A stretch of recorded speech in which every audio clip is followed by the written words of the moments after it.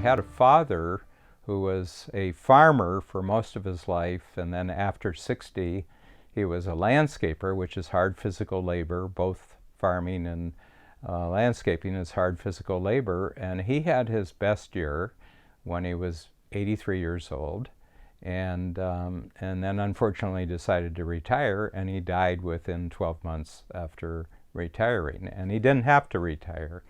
And I had the opportunity on 3 or 4 occasions when I would visit home. This is Northern Ohio, small town, Northern Ohio. And I would say, Dad, I'd just like to go around and see your jobs, what you're doing. And I learned a secret about my father and why he was able to work for so long and be motivated. And when he was in his 70s and 80s, I would go around and meet all his clients, and virtually all of them were widows because their husbands had died. And one of the reasons my father was hired, because to a certain extent he was fulfilling some of the role of their husband who used to take care of the lawn. So I noticed that, I mean, he put in 10-hour days, but maybe he would work hard for 5 of the hours. And the rest of the time, he was building his confidence. And he had a very neat trick, and that is he was very impressive. So picture this: he's 80, he's in his early 80s, and he's about 5'6". He could, 150-pound, 80-year-old man could pick up a 100-pound tree, carry it across the lawn and drop it into a hole. And he'd do that 5 or 6 times in about a 20-minute period. This had an incredible impact on his customers. This physical capability that he had at 80 years old was just a knockout. And I would walk in, so they were all women. I mean, he didn't have any men clients. And so my father, had all these other women in his life.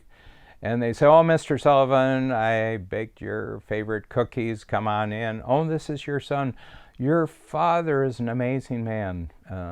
They say, "Dan, oh, your father is so I tell all my friends about your father. You're the most remarkable man that I've ever met. I wish my husband had been like you." So my father was getting this amazing applause all day, and so his workday had 2 parts of it. He had really, really hard work, which was a show to really, really impress his audience, and then he got all this applause, and he got coffee and cookies, and then he got all these referrals because everyone wanted to tell them about their landscaper who was an 80-year-old Superman. And so the interesting thing about it, I said, unfortunately, he decided to retire at age 83, and he died for physical reasons. He died of prostate cancer, but when he retired, he had a complete physical, and he didn't have cancer. But in the next 6 months, he developed cancer, and he died just about a year later. And I've thought about it often because he didn't have a physical reason to retire. He was still strong, and he could still work. And he did something which I think ends a lot of people's lives, and that is he gave up his audience. And the day after the clapping stopped, my father wasn't a hero anymore. And my father really didn't know who he was, because his whole life was using that amazing physical strength to put on a great performance and then get massive amounts of applause for it. And he was a hero. My goal, people say, "Are you ever going to stop coaching?" And I said, the night I die on stage is when I stop working. But I said, I'm working right till the end.